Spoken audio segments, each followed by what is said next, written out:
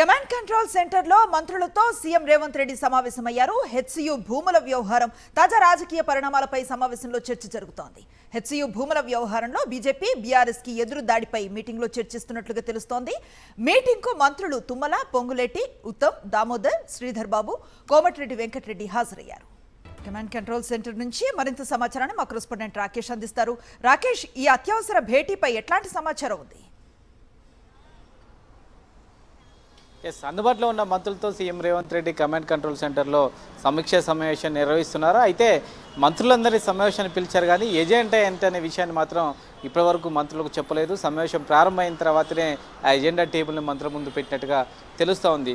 కొద్ది రోజుల క్రితం నుంచి జరుగుతున్న రాజకీయ పరిణామాల నేపథ్యంలో ఈ సమావేశాన్ని ఏర్పాటు చేయడం అయితే కొంత చర్చనీయాంశంగా మారిందని కూడా చెప్పుకోవచ్చు. ముఖ్యంగా హెచ్సియు భూములకు సంబంధించిన వ్యవహారంలో బీజేపీ బీఆర్ఎస్ చేస్తున్న రాజకీయ విమర్శలు అయితే ఏవైతున్నాయో వాటిని తిప్పుకొట్టడంతో పాటు నిజ నిర్ధారణకు సంబంధించి ఏ అంశాలు చెప్పాలి అనే దానిపైన మంత్రులకు అసైన్ చేసే అవకాశం కనిపిస్తుంది. దీంతోపాటు రేషన్కు సంబంధించి సన్నబియ్యం రాష్ట్ర వ్యాప్తంగా ఇస్తున్న నేపథ్యంలో దీన్ని కొంతమేరకు ప్రచారం చేసుకోగలగాలి. దేశంలో మొదటిసారి తెలంగాణలో కాంగ్రెస్ ప్రభుత్వం ఈ పథకాన్ని అమలు చేస్తూ ఉంది. ఆర్థిక భారమైనప్పటికీ ఈ సంక్షేమ పథకాన్ని తీసుకొచ్చిన నేపథ్యంలో దీన్ని కొంత యూటిలైజ్ చేసుకోవాలి, పొలిటికల్గా కూడా వాడుకోవాలి. ముఖ్యంగా గ్రామీణ జనాభా దీన్ని ఎక్కువగా యూజ్ చేసుకుంటుంది కాబట్టి ఈ అంశాన్ని ప్రజలకు తీసుకెళ్లడం కోసం ప్రతి ఒక్కరు కూడా దీనికోసం ప్రచారాన్ని చేపట్టాలంటూ కూడా మంత్రులు దిశానిర్దేశం చేసే అవకాశం కనిపిస్తుంది. దీంతోపాటు బీసీకి సంబంధించిన రిజర్వేషన్లకు సంబంధించి ఏదైతే బీసీ సంఘాల ఆధ్వర్యంలో ఢిల్లీలో రేపు మహాధరణ చేపట్టారో ఆ ధర్నాకు సీఎం రేవంత్ రెడ్డితో పాటు ముఖ్యమైన బీసీ నేతలందరూ కూడా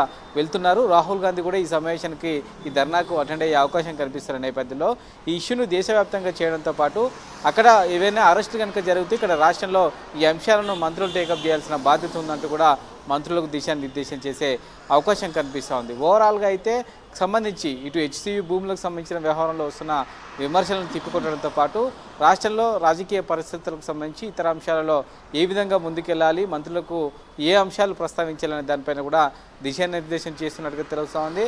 ఎజెండా చెప్పకుండా మీటింగ్ పిలిచారంటేనే ఒక పొలిటికల్ ఎజెండా ఈ సమావేశంలో ఉందనేది మంత్రులు భావించారు. దానికి అనుగుణంగానే సమావేశం కొనసాగుతున్నట్టుగా తెలుస్తుంది. Right, thank you Rakesh.